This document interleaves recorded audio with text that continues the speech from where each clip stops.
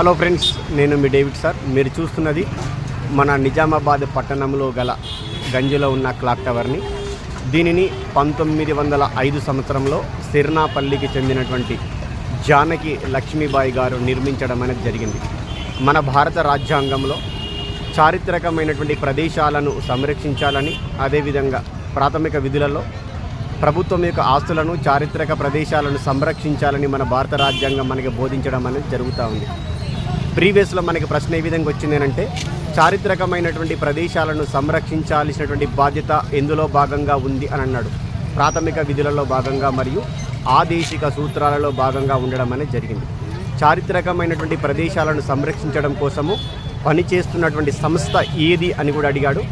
Archaeological society of India అనేది పనిచేస్తూ ఉంది. దీనికి అధినేతగా మనకి కేంద్ర ప్రభుత్వం అనేది ఉంటుంది.